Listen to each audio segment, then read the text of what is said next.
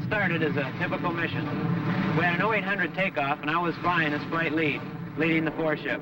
We were on several targets that day. First of all, we interdicted some roads, that is, blasted craters in them so as to halt the flow of supplies down the Ho Chi Minh Trail. Then we went after a suspected truck park. You see, they hide the trucks under the trees during the day, so you can't see them from the air. But our FAC, forward air controller, he figured he knew where they were, so he marked the area with a smoke rocket. We were working over that target when the guns came up. Dateline, Southeast Asia. Authorities reported the loss of one aircraft from ground fire. The pilot was rescued by helicopter. In that one line, there's a story. This is a story about that story. About that special breed of men who go into combat that others may live.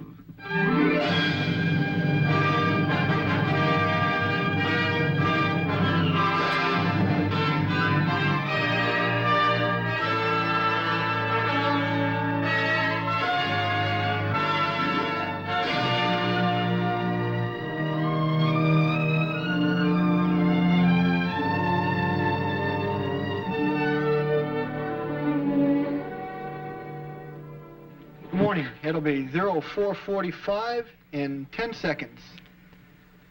Their day begins early.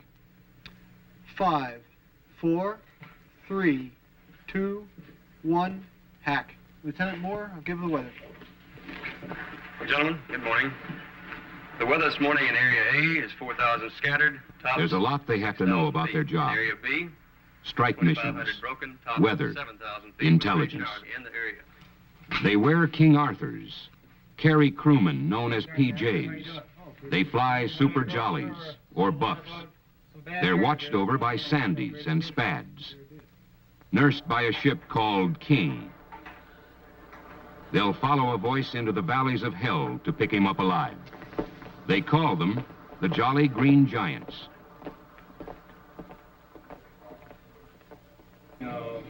An aircraft may cost several $1 million, but it's still the expendable part of the man-machine team. The longer a pilot is down in the jungle, the less chance there is of getting him out alive. When the call comes in, recovery operations must start now, within seconds. Minutes would be too long. What is the weight and balance stakes on here? Mission gross weight will be 38,200. We have 100% available. Every man must know what to do, how to do it, when to do it, and he must want to do it. 95 at 150. Who's number on PJ there? We haven't flipped yet, sir. You got a coin in? Yeah. Heads. You got it. Sorry about that. Number one, PJs. That's dedication. You have to be dedicated to consider the winner of a coin toss the low man, the first one down the cable into enemy-infested jungle. There's a man for every job. No more, no less. Not many, but every man has his place.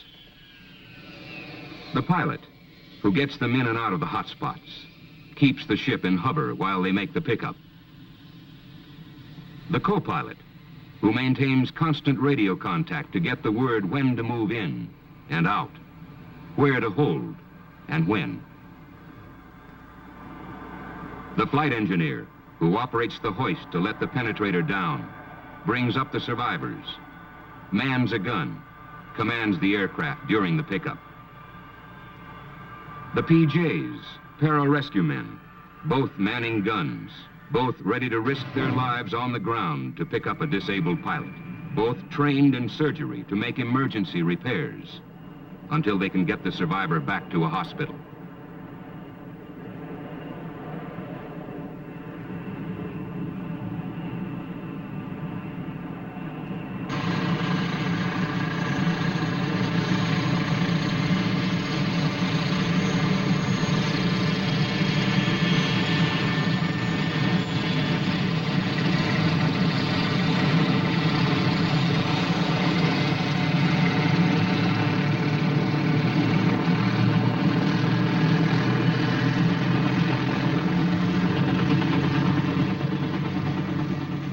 They fly in pairs, the high bird and the low bird, to a forward base.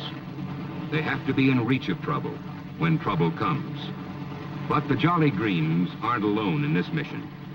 There's a team behind them, above them, around them. There's King, Air Control for All Search and Rescue, or SAR as they call it. They fly in the area where the strike missions are scheduled. They're a combination watchdog and mother hen. They look and listen for a pilot in trouble. They bring in help when it's needed. They locate the trouble spot, guide and coordinate the recovery team. That's what it's all about, getting a downed pilot out of the jungle before the enemy gets to him. At another base, the Sandys, the slow movers, wait for the call that will bring them into action, to fly protective cover for the Jolly Greens, to clear the pickup area of enemy ground fire. Behind this airborne team are the ground control centers, Jack and Queen, strategically located so one of them will always be in contact with the action. Back at the command post, the Prime Rescue Control and Reporting Center. Here, all the details of every SAR effort are received and recorded as they occur. Command decisions are made, orders sent out to put all available men and equipment to the best possible use. When a man goes down, everything comes to a stop until they get him out. We got shot at on every mission. They say it's the ones you don't see that get you, and it did me. There was a lot of firing, but it really didn't bother me. You get so wrapped up in what you're doing, plus you believe so much in what you're doing. Sure, you're busy. You're busy too, but still, you see that red stuff coming up at you, and it gets your attention real quick. You know what it can do to you, but it just doesn't bother you. It just makes you want to hit your target that much more.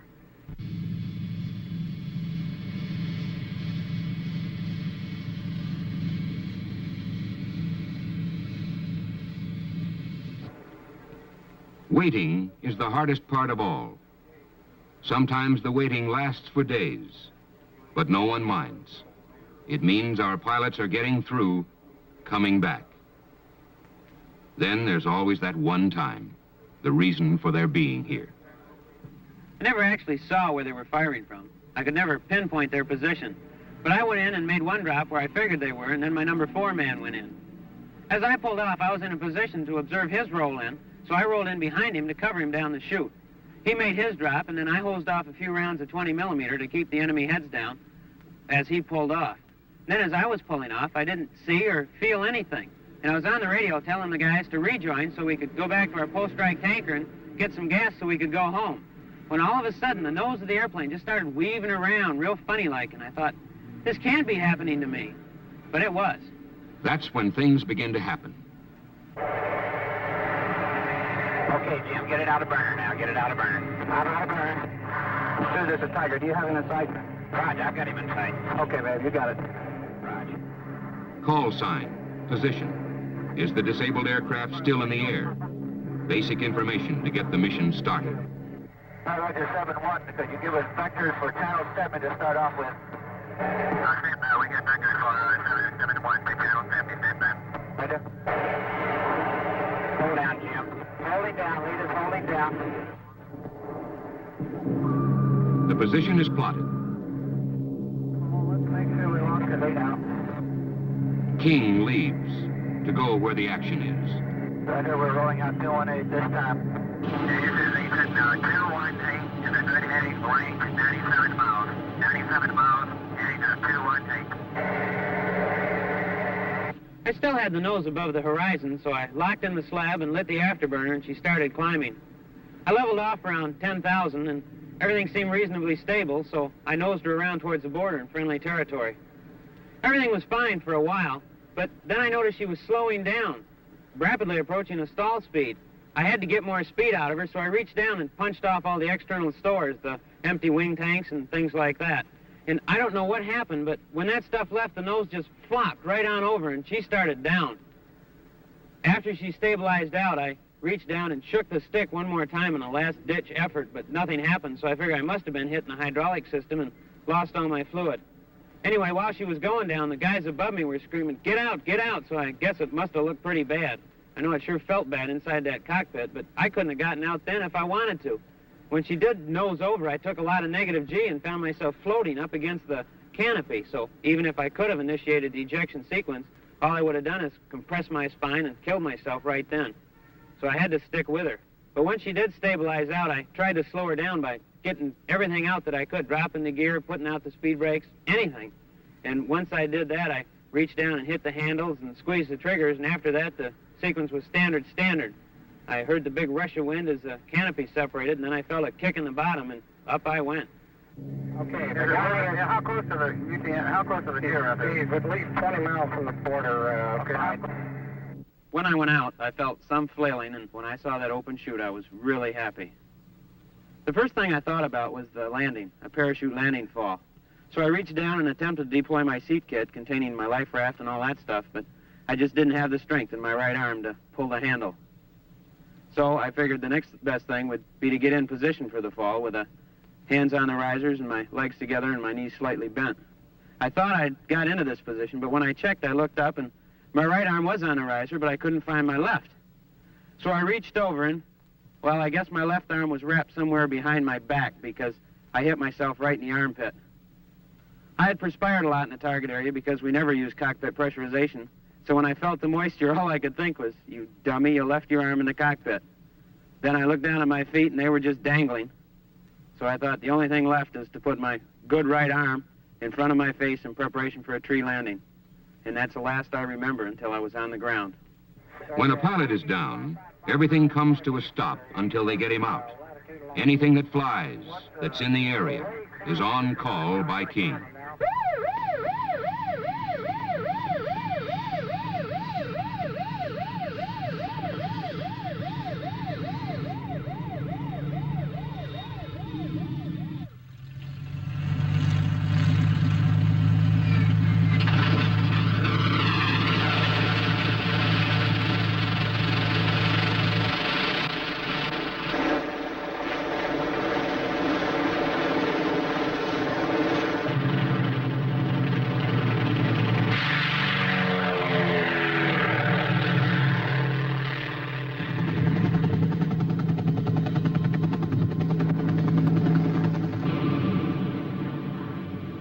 SAM and flak spots are plotted.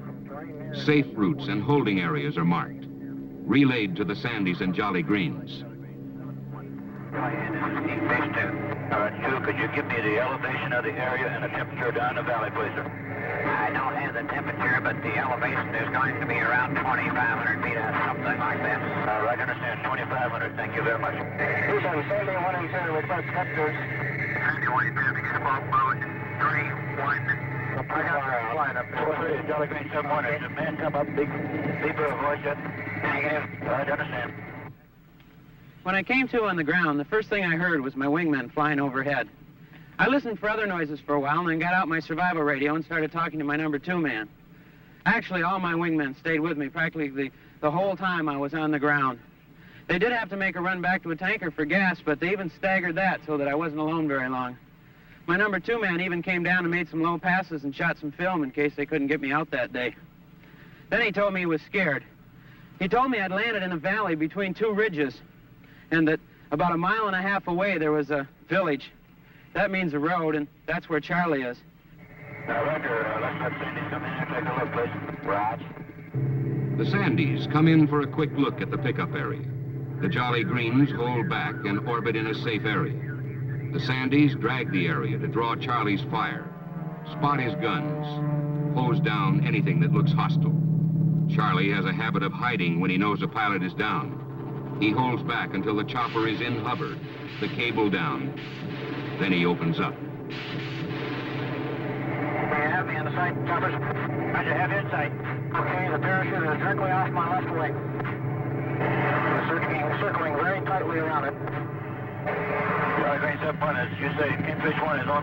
That's affirmed. He said he needs a fast pickup. He's hurt bad, over. Roger, understand. This is what it's all about. This is what they've trained for. Months, years, made dry runs, gone through proficiency evaluations, honed the edges sharp so they could cut the mustard when the chips were down. I was unconscious on and off. I thought my left arm was missing and my legs just wouldn't do what I wanted them to. Then, when I hit, I landed on this bamboo and was sort of impaled on the young shoots. But it wasn't too bad because my head was elevated a little bit and so were my feet. So I think this helped me keep conscious. So I just laid right there.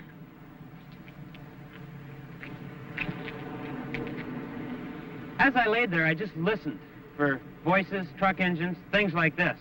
Then I got out my radio and started talking to my number 2 man. Then another aircraft came in the area and an A1E driver started talking to me on the radio, asking me personal authenticator questions. You see, when a pilot's captured, Charlie will sometimes use his radio to draw in the rescue forces and shoot them down. So they have these questions that only you can know the answer to. Well, I gave him all the answers, plus some of the questions, my name, rank, serial number, anything I could think of. And he came back sort of chuckling and said, "Don't sweat it, babes, we're going to get you out." And that really gave me a good boost, just to hear that, to know that you're not alone out there. Express 1, this is Firefly. We have you located. We have you located. The helicopter is on the way in. Charlie Green 7-1, Connor. Guard. Green 7-1. Roger, you hovering over the survivor now? Negative, we're coming in left down. We're coming in now. Okay. Let me know when the PJs are ready. Kingfish 1, this is Firefly 4-2. We have your parachute in sight. We have you in sight. The helicopter is close by. Kingfish 1, what's your position to your chute? Kingfish is in his chute. He says he's got both legs broken, so he hasn't moved around, eh? Roger.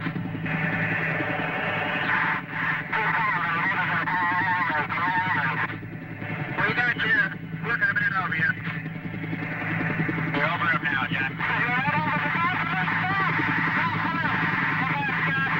Okay, you're right over him, he says.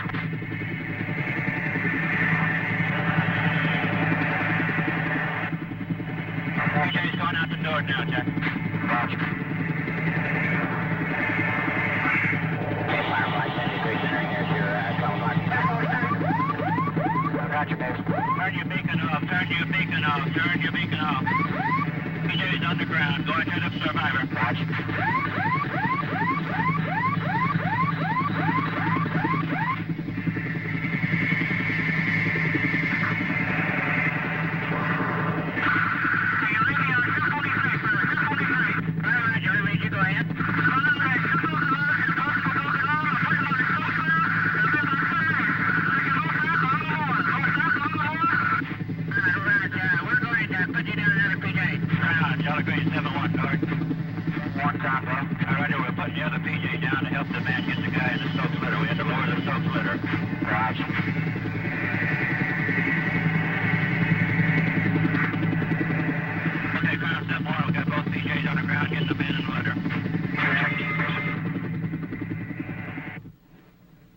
It's funny, but I really don't remember much pain on the ground or anywhere.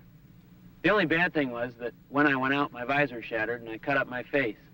Then when I hit, I landed either on or near an anthill, and those little rascals got in every cut, plus in my nose and my mouth and my eyes and just everywhere. But that's the only real discomfort I had. Well, except when the chopper came, because I was still in my chute, and I was still impaled on that bamboo. Then the downwash of the chopper caught my chute and started to drag me.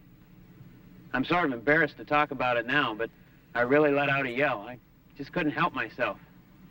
They told me later that that was why it took them 15 minutes from the time they got there till the time they got me out. They had to back off and lower one PJ, and then he had to hack his way into me and get me ready for a pickup. And then they had to come back in and lower another PJ with a litter. Then the two of them had to pick me up off the bamboo and put me in the litter, and then they had to make the pickup. But I must have passed out because I don't remember that at all. The one thing I do remember, though, is that big smiling face coming at me with that M16 rifle. I just knew it had to be one of ours. From there on, I just dropped my radio and said, "Get me out of here."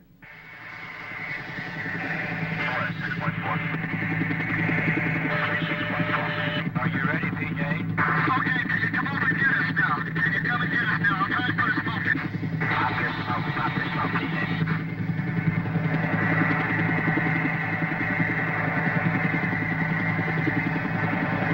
Moving over to survivor now. Alley. Roger. Okay. Base 3 is a bingo, like to stay from here. Roger.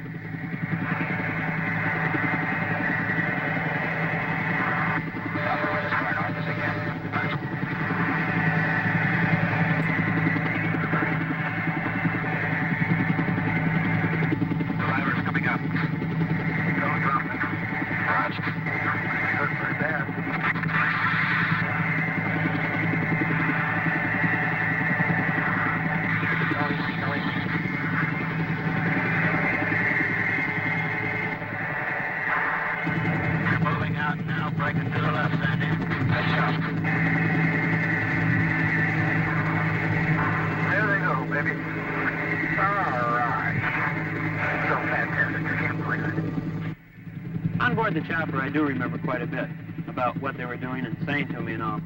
They did tell me that it would be a 1-hour flight from where they picked me up to where we'd be putting down. But I don't remember it being that long. At least it didn't seem that long to me. Again, I don't remember feeling very much pain, but it must have been there. The only thing I can think of is that the nerves were damaged or I was in shock. But I do remember looking around and seeing them all smiling and my asking for cold water when they tried to give me warm, stale water out of a canteen. But beyond that, not really too much other stuff. My deepest regret is that I didn't personally thank those fellows right there on board the chopper. I don't know, I was just so happy. I'm sure they could see it on my face. It's just so great to know that you're not alone when you're up there flying. To know that if a pilot does go down, everything literally comes to a halt until they get him out. Then, too, I know that getting him out must be a deep satisfaction to them.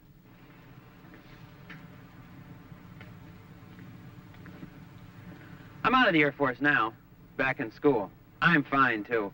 Except, well, I can't quite straighten out my left arm all the way. It was broken in 7 places, and I dislocated both my knees, causing me to have to wear braces on them for a short while, but recently I did get rid of the left brace, and so even though I will have to wear the right brace for the rest of my life, I think it's a pretty small price to pay considering where I could be now. I attribute my good condition to the great care they took of me. 12 hours after I was picked up, I had been thoroughly checked over at one hospital and was on my way to another in the Philippines. The very next morning, I was in surgery. Then, when I'd recovered sufficiently from that, they sent me to a special orthopedic hospital at Wright-Patterson for all kinds of physical therapy. They gave me a 90% disability, but you wouldn't know it to look at me now. I'm out on temporary retirement until my condition clears up as best it can. I go back in for reevaluation every 18 months.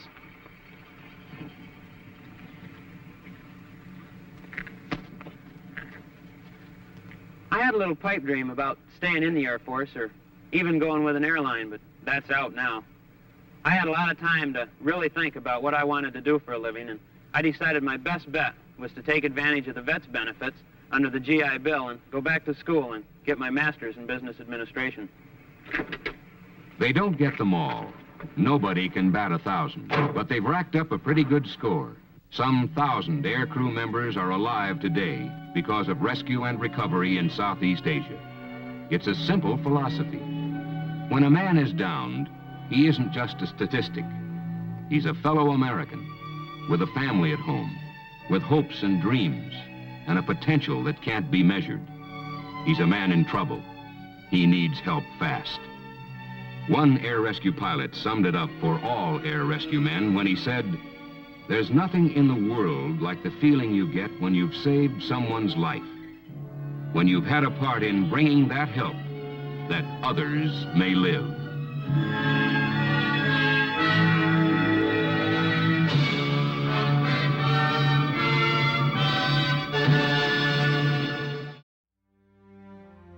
Thanks for watching. If you'd like to help us produce more compelling historical content like this, please like, comment below, and share this video with fellow history buffs. And of course, be sure to subscribe to help keep history happening.